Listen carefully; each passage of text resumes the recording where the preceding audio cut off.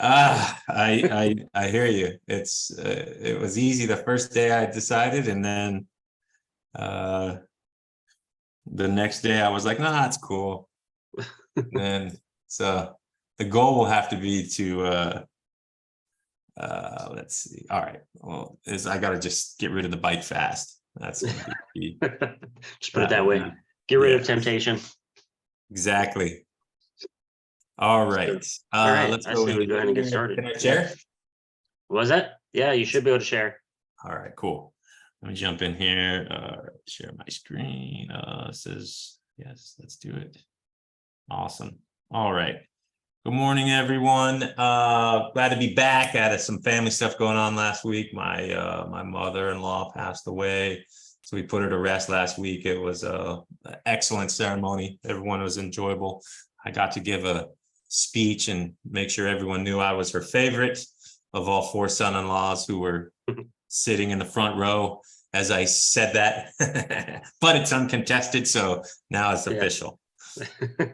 Yeah, but it was an excellent, very beautiful, and a lot of people showed up for a very private woman that just worked hard and raised four really good girls. So it was exciting. All right, let's talk about what we're here for. Rates, they suck. They're gonna suck for the next 6 months, in my opinion. And we hear that there might be a hike. Not a hike, but another increase in the near future. Using our typical guy, 850 purchase, 640 loan amount, good credit, decent income, all that stuff.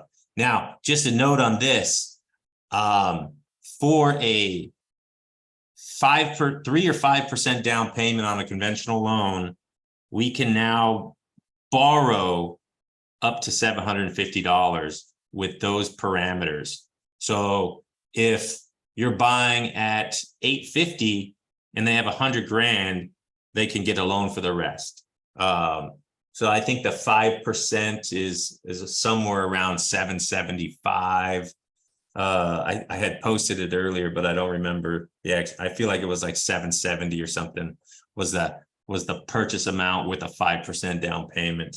But it just went up. We will see VA and FHA numbers come out in sometime soon in the next, probably could be this week.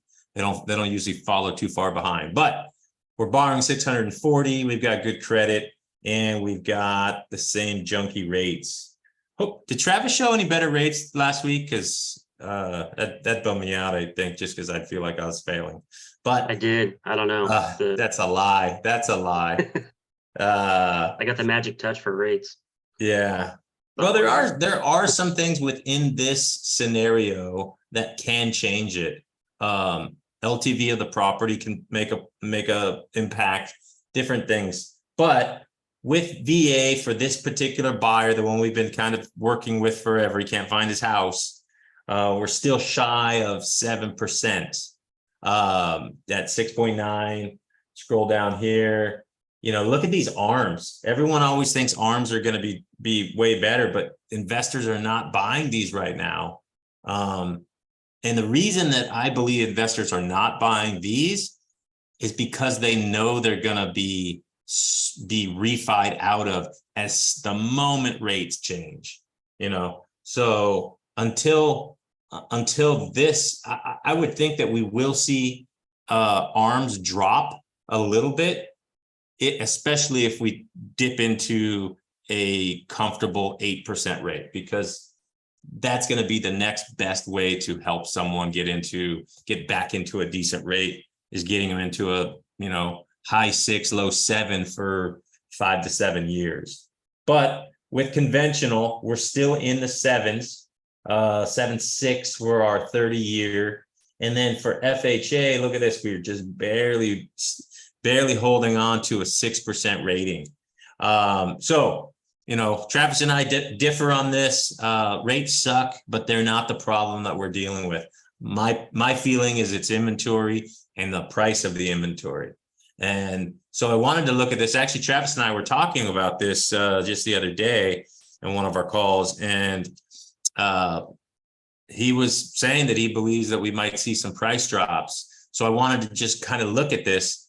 I own, this is my MLS. So look, you can see we've got San Diego County is the blue line, Riverside County is orange, and Los Angeles County is the green line. And then this third line up, so pretty much right here, stop that.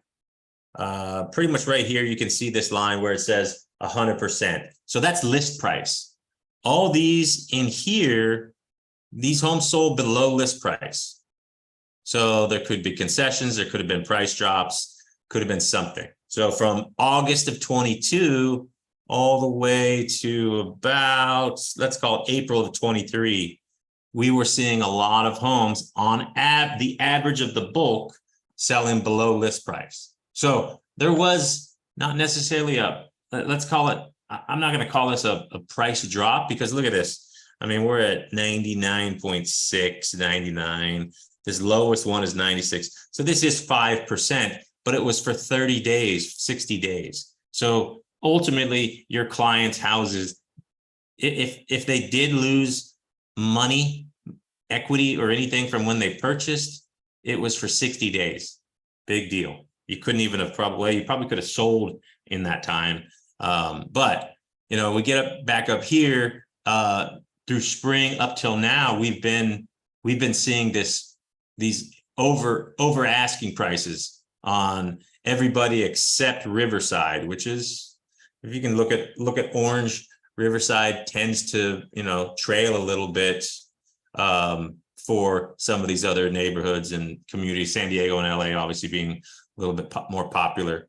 But, here's the thing is this last, few months, we are seeing a decline. So this could help your borrowers that are struggling for purchase price or to qualify, because in this next quarter, they might be able to save 10, 20, 30, even 50 grand on a home from a seller that needs to do something right now. And this, Travis, well, we agree, this was kind of trending. This is more seasonal trends than anything that's really going on in the market. Let's look at, let's scroll back here. So November, December of last year was pretty low. Let's look at 22. If we get back over here, you look at October, November, December. So in 21, we saw a dip again. So Travis' point, when we were talking, he's kind of spot on. We saw a dip in this particular quarter, which we know in this quarter, our borrowers and buyers and sellers deal with family events, being busy, having people over, going to people's houses, traveling, the whole idea of shopping for gifts and everything. So the seasonal price drops look to be playing a pretty normal, they seem to be pretty normal for the cycle that we're in, even though rates are high. So keep that in mind when you're talking is, hey, you know what? You might be able to get a great deal in the next 3 months, might be the best price you can get on a property in an area you want because of the seasonal drop in pricing. And then pull this up and show this to them. If you guys use data like this is a great tool to show, look, this is the trend right now, and we're seeing it already drop. So it's good information. Hopefully that helps you. If you have questions about talking to your clients about mortgages or prices or affordability, and you want some ideas, please reach out. I'm happy to help. And for those that are going to be going on listing appointments, this is something to really pay attention to, because if you look at the trend from last year and it dropping right around this time, I mean, a lot of this was 100% due to rates. If you look at the timing on this, that's rude. Of when it started. Yeah. But then, we're going into what is going to be most likely the lowest point here in, looks like right about December, January was the lowest point. And mind you, this is about 30 day old trailing data, because this is going off of list price to sale price. So these are actually closed homes. So what we're seeing right now, in the very tip of the decline that we're starting to see seasonal, this could actually be even further down depending on what's pending currently. So Yeah, I am absolutely. expecting to see this same pattern from 2022 to 2023, going from 2023 to 2024. I personally think it's going to be slightly deeper than what we saw in 2022. I think we had a lot of rate shock in 2022. Around that time, people were just, really skeptical about the rates and everything else. And we all know that that has had an effect. Well, if we look at On this, the Travis, inventory I mean, look shortage. at this though. The peak was 107% Yeah, of list price all the way down. I mean, that's a significant 10% price drop, yeah, for a matter of almost a year. And so gosh, if you are accurate, that's going to bring prices way back down in this range, down yeah, to, 5-6% drop, which is probably safe. yeah. You're probably not wrong. I think it's going Uh, to be around there. But look how much we gained back just right after, basically spring. right. Most of the homeowners got their value right back, especially those that purchased, in that low season right there. They gained that 5% almost instantly. I mean, within 6 months. So, Yeah. while there's tons of doom and gloom out there, um, showing this graph to your potential clients of look what happened last year, even if we're expecting the same this year and maybe even a little deeper, this November, December, January timeline is a pretty ideal time to kind of get in, because when that seasonal, the home buying season comes into play, come springtime, there's a chance, based on trends, that you're going to gain some equity pretty quickly. So Yeah. I mean, look at this. So this might be proving me wrong, or, that there's obviously a stall in sales because of the inventory. There's not enough great inventory. There's not enough inventory in general. But if we go and look at all this whole timeline of accurate selling above list price, and this is obviously for every property. So versus like the pocket areas you were seeing homes go for 100, 150, which I'm totally familiar with because I lost a few of those to different clients. But this is low rates. And not that the low rate so much is the actual reason that this happened, but the response to the consumer realizing how beneficial the low rates are. And it shoves so many, like this whole timeline right here is all, waiting an hour to get into an open house timeline, 40, 50, 60 offers on your house timeline. That's what these two humps show. And that's the evidence of, what that timeline was. Then you've got, like Travis says, this is all rate hike shock. Like, oh, I don't know what to do. Maybe they'll drop next week and they'll go back up here, which is not the case, but that's what happened. The initial is like, oh, okay, I'm going to wait and see what happens. I'll wait. And then we saw that break. Oh, okay. You know what? Looks like rates are going to stay mid sixes in the sevens. I got to get something anyways. And people started buying again. And now yeah, we're back into the holidays. But, this holiday right here, I believe what we were noticing last year, and I feel like I had this conversation, but this December might have been kind of the first, let's call it 100% free of COVID holiday, where people were just traveling as normal. So there could have been potentially just even a little bit less activity in general, forcing these sellers, because in this time frame, people that are selling are pretty motivated because yeah, there's no other reason to do it right then, unless you just have to.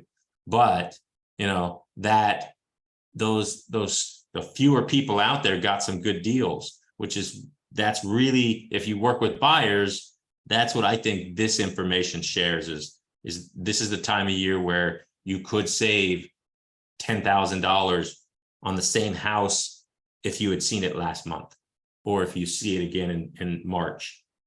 So Yeah. hopefully this What is was helpful. Like I September said, 22? Because it looks like we're just plus 3% here in San Diego County. What was September 22? Just to September 2, there we go. So we were just 96, 97. And yeah, so we haven't dropped nearly as much yet. So yeah, But this is right in the middle. The difference is these 2 months, call it, so the first of the year, I think, is when people were like, shit, rates are going to stay higher. I still need to get a house. And that's what we saw. That's what everyone's been dealing with right now. And a lot of, we're seeing a lot of these, this show still lower than list price, but this rapid, ski slope climb is because a lot of properties were selling over asking, yeah. and There's some it pent up wasn't demand. 150 like over here, but it was over asking, and so that's why that sloped up so fast. Yeah, But man, look at this. I mean, all this, there's no straight line here, which is really all this information is seasonal, and you can see it. It gets a little weird back here, but we're back in 2000, in the early 2000s, things were way different. And this is right around this area is the last crash, and it just got wonky. Yeah. And then you start seeing it come out, but you see these peaks and valleys. If we go through them, they're all very similar because it's a cycle of how people's lives work. And that's, we're getting back into that, where prices could just be better because people have to get rid of their house for some reason, or they wouldn't be listing right now. So hopefully that's helpful. I'm gonna let Travis have this, and I'll be around if you guys have any questions. All right, I'm going to share my screen. We're going to go over some 2024 laws in California that are going to be taking effect. Most of them are taking effect January 1st, 2024. Some of them are pushed until July. But for the most part, these are going to be taking place. I'm not going to go super in depth with a lot of them. This information is on the CAR website as well. If anybody needs a point to the link, just let me know, or maybe I can put it into the Facebook group after this meeting. But let's just review some of these so we can be kind of up to date with some small changes that really aren't going to affect much. And then some larger changes that, may affect the type of business you're doing. This is kind of all ranges here. So first thing we'll go over is some disclosure updates. The environmental hazard booklet is getting updated. They're adding content in there about wildfire, climate change, sea level rise, things like that. Basically just be looking for these changes. If your client is asking about these kinds of things, now it's going to be covered in these environmental hazard booklets. Those are a file requirement. There's nothing you need to do. It's just, information for you to know that there is going to be some updates. The last time they updated them, I think, was like 2009 or something like that. It's been a while. So, obviously the big one right now is wildfires. So they're going to be adding that in there. Different providers are going to be on a different timeline of getting this updated, but, and there was no deadline for them to do so. It's just, these are going to be updated shortly. This one is kind of a big one for those of you either working with flippers or are flipping properties. Starting January 1st, flippers, in quotes, of residential 1 to 4 unit properties must disclose recent repairs and renovations to the property in addition to all other existing disclosures. This applies to properties that are resold within 18 months of closing the initial purchase or acquisition of that property. So standard TDS categories, exemptions, and cancellation rights still all apply. This is going to apply to residential 1 to 4s. If the seller accepts an offer within 18 months from the date that the title to the property was transferred to seller, renovations or repairs were performed by a contractor with whom the seller entered into a contract. So the seller being the flipper.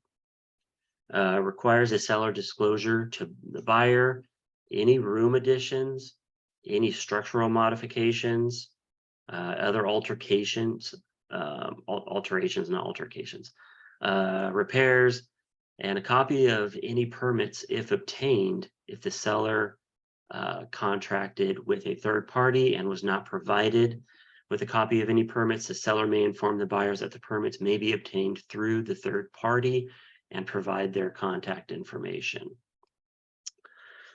These disclosures may alternatively be disclosed as a list as given by the contractor to the seller. Where the labor cost and materials was $500 or greater, the seller will disclose the name of each contractor, the contact information for each contractor as provided by the seller. So when does this go into effect? This is going to be this is a July 1st change. So keep that in mind if you're working with the seller, flippers, or if you are doing the flipping. Keep this in mind that you need to keep records and disclose now the room additions and all this kind of stuff a little deeper than what was being done previously. And it goes back 18 months from when you acquired the property. So that's kind of a big one. Assembly Bill 1280. So NHD statement specifically identifies fire hazard severity zones for defensible space and fire hardening disclosures. So this is going into effect January 1st. Essentially, what's happening with the NHD is going to be right here in this section. They are going to be separating out. So right now, if you look at the summary page of an NHD report, it has just the very high fire zone, and it'll say yes or no. But now they're going to break it down a little bit, is to a very high local responsibility or a very high state responsibility for that to be taken care of, a point of sale item to take care of, or just a high in a state responsibility. So basically we're getting a little more clarity now on the NHD for us, which is great because the NHD was a little behind. I've been having to go to the maps and different things like that. But in either sense, if you have a yes on this and any one of these is checked, then we need to have the AB 38 certificate in there, or when you're filling out the FHDS form, you can put that requirement onto the buyer if the local ordinance says that you can.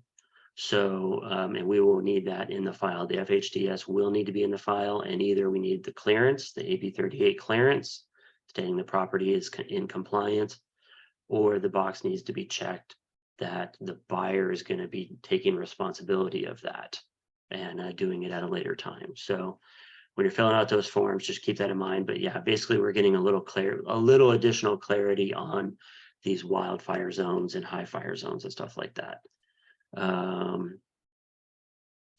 Yes, more insurance, Alma. So in a nutshell, that's what that is. So I'm not going to go into all that.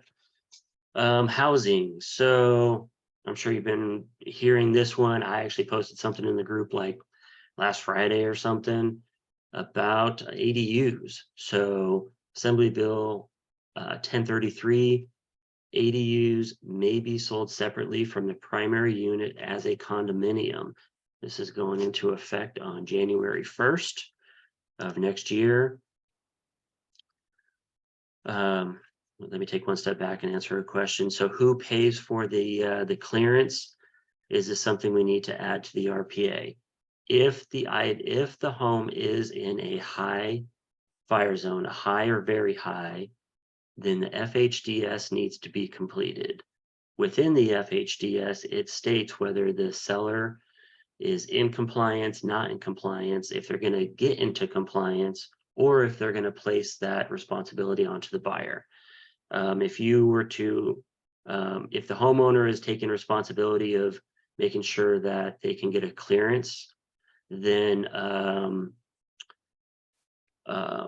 they order that. We have information in the online office under the transactional needs in the AB 38 section. They just order it, usually with the local fire department. I ordered one. I'm in San Diego County. I had the homeowner order one, and I mean, they came out in like 2 days. They said, trim that tree, clear out that grass. The homeowner did it. When they send over that report, there is a way for them to call back out for the reinspection. I think it was like $35 or $30. It's very inexpensive. It might even be cheaper in some other areas, but in San Diego County, it was like $30 or $35 to get them out there. And then once the homeowner cut that tree and cleared out that grass within, the distance of the house that was required, they came back out and they issued a certificate, and that's what we provided the buyer. So that's kind of the process for most areas. Again, in the online office, I do have a resource center for the AB 38 stuff. So, okay, so back over to the ADUs. This will be interesting. If you saw my post in the Facebook group, our Rise Realty Facebook group, I mean, there's a ton of questions that come with this, and I just see this being, I don't know, this could really be a problem for a lot of homeowners. And they think this is going to be a great thing, but long term, I could see a lot of litigation with this and potential problems. It looks like Andrew wants to pipe in on this one.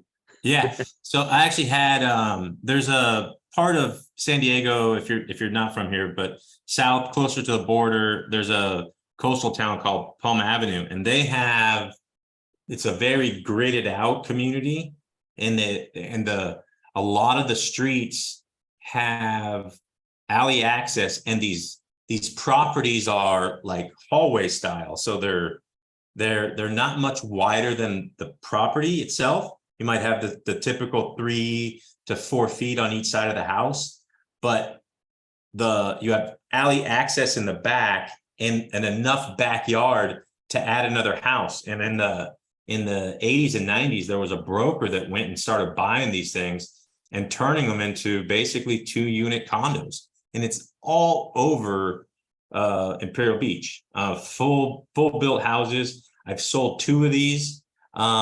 They are a little weird because you have this HOA that has no minutes, no rules. But both sellers have to agree on certain things, or both owners, because there is shared space basically for each of the 2 properties to get front or back.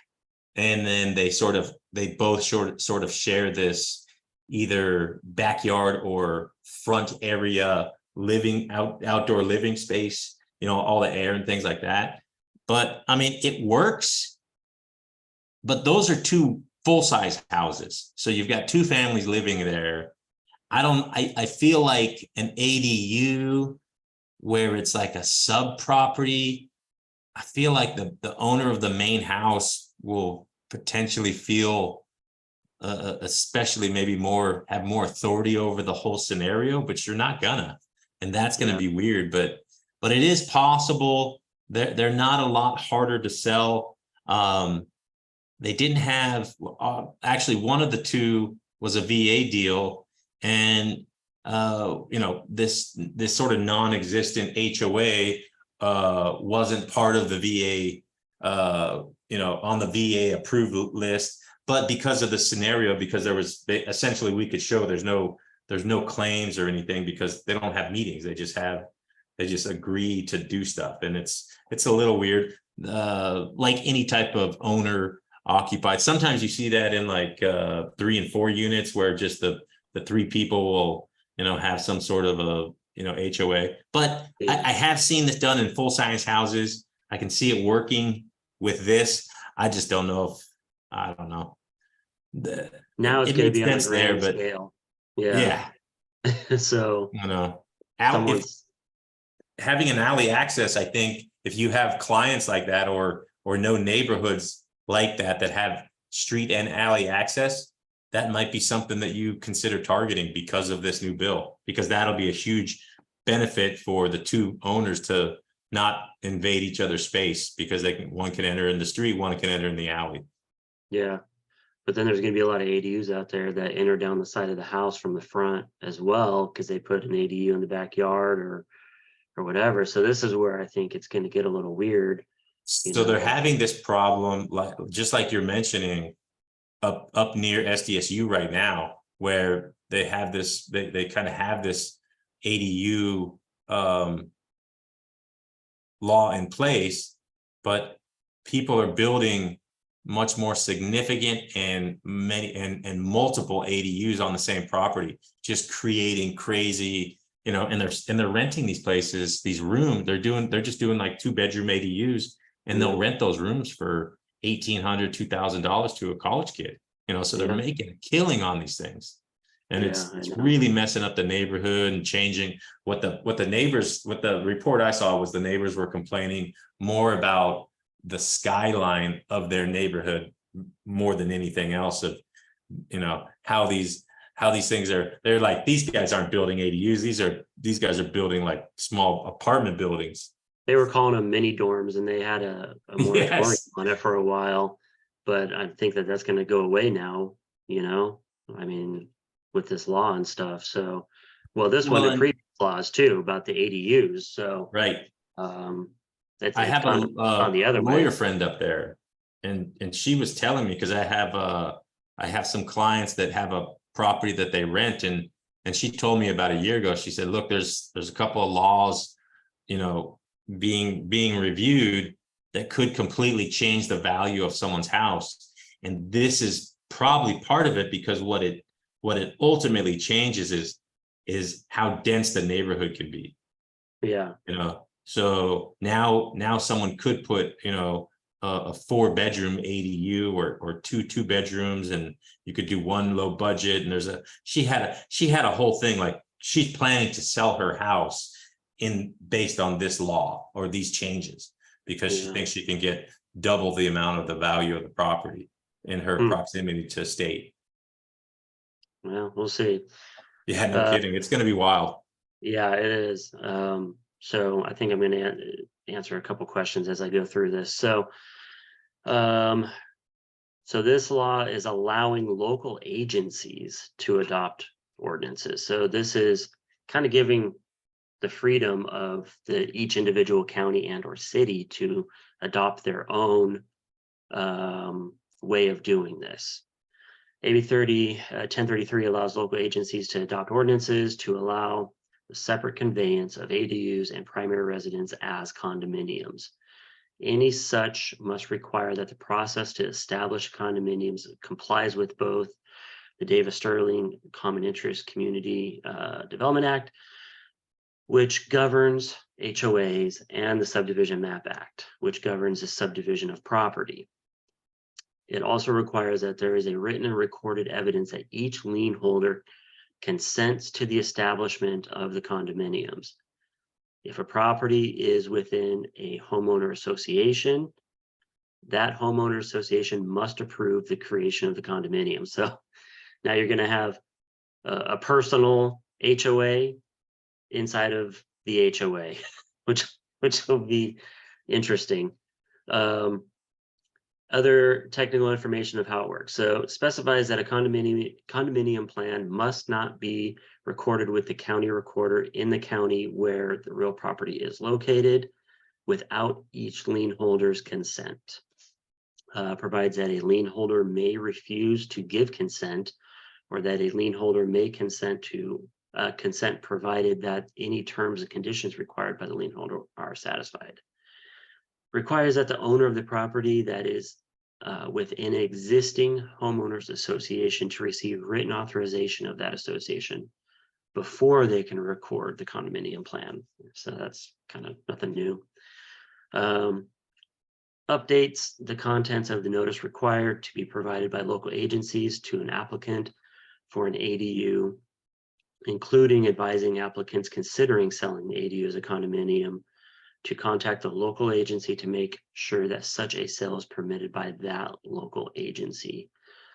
Requires that if an ADU is established as a condominium, the local government must require the homeowner to notify providers of utilities, including water, sewer, gas, and electricity, of the condominium creation and separate conveyance. So for Sonia's questions, is there going to be separate APNs? Yes, it sounds like this will create a separate APN, just as a condominium would have separate APNs. So there's going to be common area and then there's going to be personal space. Hopefully that answers your question there. I'm pretty sure that there's going to be separate APNs. I don't know how they can do this really without that. Otherwise, you're looking at like duplex style, which this wouldn't be. That'd be house plus or duplex attached. But this is condominium, meaning there's two separate ownerships. So I would assume that there is going to be separate APNs and probably separate title insurance, as you were asking. Senate Bill 976 makes permanent the existing prohibition on local government's ability to require owner occupancy on a parcel containing an ADU. So right now, in order to build the ADU, one of the units needs to be owner occupied. But this is going to get rid of that. So it makes permanent the existing prohibition on local government's ability to require owner occupancy on a parcel containing an accessory dwelling unit ADU. A little background on that: state and local laws.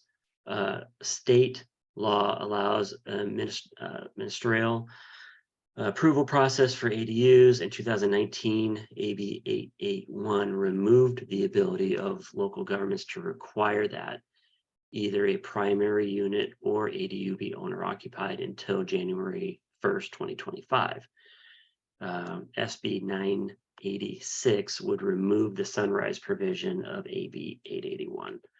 So this is a little, I guess, confusing, but the main thing is they're getting rid of that prohibition of it having to be owner occupied, one of the units. Assembly Bill 584 increases the exemption limit for improvements otherwise subject to California Coastal Act. So if you're in a coastal community and you deal with the Coastal Act for some of your properties,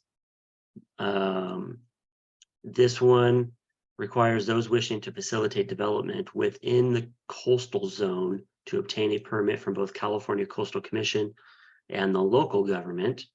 The California Coastal Act previously exempted improvements of 25,000 or less, if necessary, to protect life and public property from imminent danger. The exemption now is increased to 125,000. So this may or may not mean anything for you. We do have a lot of, a lot of our team is in the coastal areas. Insurance, Senate Bill 505 extends a fair plan to commercial property effective July 2024. So it will be available for commercial owners as well. Basically, that is the change in this. Right now, it's geared towards residential. All right, landlord tenant stuff. This is always fun.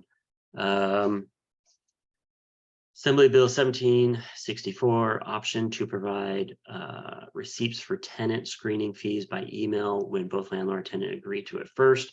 This is effective January 1st of 2024. So this states that landlords have the option to provide receipts for the tenant screening fees via email when both landlord and tenant agree to it first. Presently, so currently, landlords are required to provide personally or by mail a receipt for the screening fee paid by the applicant. The receipt must itemize the out-of-pocket expenses and time spent by the landlord or agent to obtain the process and process the information about the applicant. So this is updating it to landlord or agent.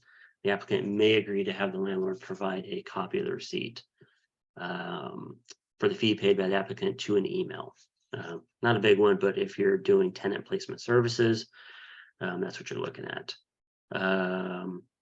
This one was interesting. So the landlord, so this is Senate Bill 267, landlord must offer ability to pay in lieu of reliance on credit history and reports in assessing a tenant's rental application when prospective tenant is receiving a government rent subsidy such as Section 8. So this doesn't apply to everybody. So in SB 267 makes it unlawful in instances where there is a government rent subsidy. So this is only applying for that. For a landlord to use a person's credit history as part of the application process for rental accommodation without offering the applicant the option at the applicant's discretion to provide lawful, verifiable alternative evidence of reasonable ability to pay the portion of rent. So again, if you have rentals and you're getting Section 8 vouchers or anything similar, keep this in mind. I'm going to move on to this one. Senate Bill 712, tenants may keep bicycles, e-bikes, and other micro mobility transport devices in their units. I don't know if this was a problem, but evidently it was. This goes into effect on January 1st. Personal micro mobility devices are things such as bicycles, scooters, hoverboards, skateboards, and their electric counterparts, such as an e-bike or e-scooter. 712 prohibits a landlord from prohibiting a tenant from owning personal micromobility devices or from storing and recharging up to one personal micromobility device in their dwelling unit for each person occupying the unit. 712 prevents landlords from prohibiting tenants from owning personal micromobility devices and also prevents landlords from banning the storage and recharging of micromobility devices. Let's see what else. Batteries for e-bikes should comply with either. Okay, so the batteries need to be in compliance. Landlords have the option to provide tenants with exterior secure long-term storage for their devices. If the storage is offered without a charge, landlords can prohibit the in-unit storage of these devices. Things to note. So if you have a tenant who maybe isn't reading this properly, landlord is not required to modify or approve the tenant's request to modify a rental dwelling unit for the purpose of storing a micromobility device. Landlord may prohibit repair or maintenance on batteries and motors. A landlord can require a tenant to store a micromobility device in compliance with applicable fire code. Question that came up, can landlord prohibit a tenant from storing a bike on a balcony? Evidently, this is still unclear. Says the landlord cannot prohibit a tenant from storing a device in their dwelling unit, is how this was written. This one is going to affect probably the most. Security deposits limited to 1 month's rent, effective July 1st. Landlords may collect no more than 1 month's rent for either furnished or unfurnished units, in addition to first month's rent. There is an exception for small landlords defined as a landlord who is a natural-born person or LLC and owns no more than 2 residential rental properties with no more than a total of 4 units offered for rent. So AB 12 prohibits a landlord from demanding or receiving security from a rental agreement or residential property in the amount or value in excess of an amount equal to 1 month's rent, regardless of whether the residential property is furnished or unfurnished, in addition to any rent for the first month paid. So the exception is the small landlords here. So if you have somebody who has just one, they're renting maybe their house that they used to reside in, this does not apply to that. This is more for like apartments, or investors or groups that own, multiple properties here. So there is a small landlord exception with this. So keep that in mind. It's probably not going to affect your homeowner that, has a great rate on their house right now. They're going to go ahead and keep it and then buy maybe a larger house, or maybe they're downsizing and they're just going to rent their current house out for maybe the next couple of years, whatever their game plan is. This is not going to apply to them. So this is for the bigger units and bigger investors. Next up, listing agreements. I don't think we really have this problem. This was, I think this stemmed from a lawsuit actually. Assembly Bill 1345, exclusive listing agreements cannot last longer than 2 years, and they cannot be recorded. This is effective January 1st. This law prohibits exclusive listing agreements lasting longer than 24 months from the date the agreement was made, from renewing an exclusive listing agreement for longer than 12 months from the date the renewal was made, or recording or filing an exclusive listing agreement of any duration. This applies to residential 1 to 4s, condos, manufactured homes. It also deems any licensed real estate professional who violates these prohibitions as having violated that person's licensing laws. So don't go out there, soliciting 2-year listing agreements, 3-year, lifetime ones. I mean, like I said, I think this stemmed from a lawsuit. I can't remember what it was, but they were basically locking in like a lot of seniors and stuff into these, really long-term listing agreements saying that you agree to list with us at any point in the future, and then recording that. So that is no longer allowed. So like I said, I don't think we had anybody doing that. In a nutshell, that's what that is. And then we have one last one. So this one I thought was actually good. So notary, Senate Bill 696, California notaries will be authorized to perform remote online notarization. Out-of-state online notaries are granted clear recognition.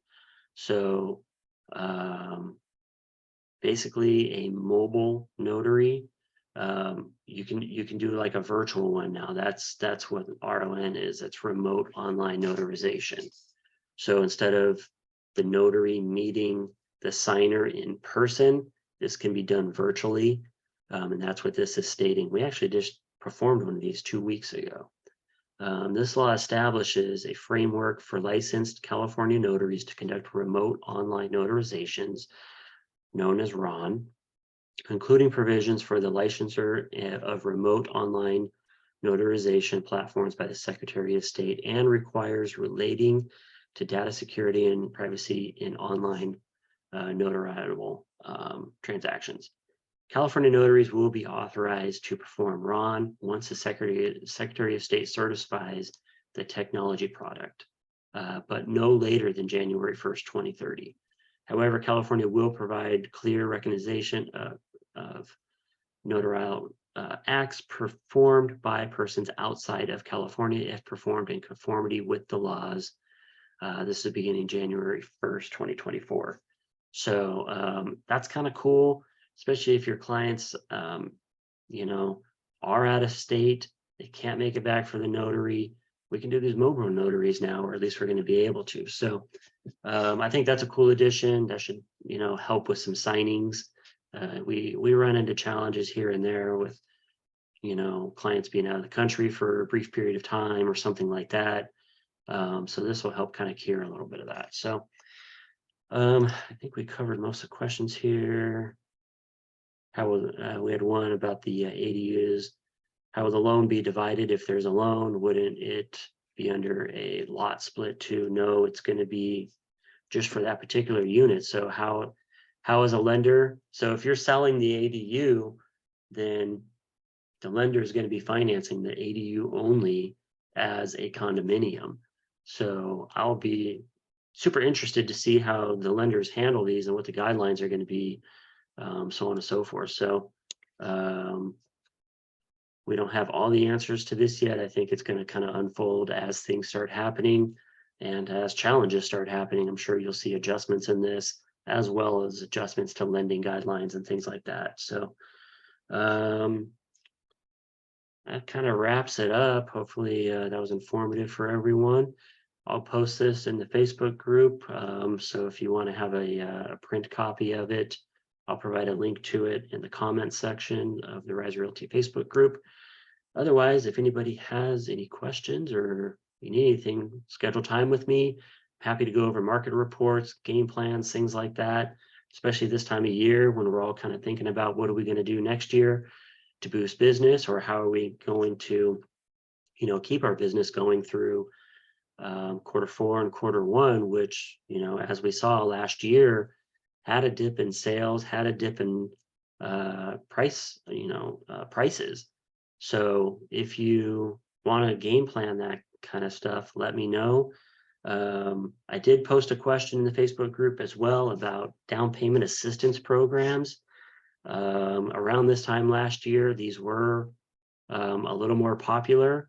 We will be running ads in our broker lead program for down payment assistance starting this week. That's going to be the new ad that's running. And next week, we are going to be doing a down payment assistance webinar, answering all questions you have about down payment assistance, how it works, how do you present it to your clients, so on and so forth. So please, if you have any questions that you would like us to address on that webinar, just throw them in the comments section of that post in the Rise Realty Facebook group, and we'll be sure to add them into the presentation next week. So hopefully everybody has a great week, and we will talk to you soon.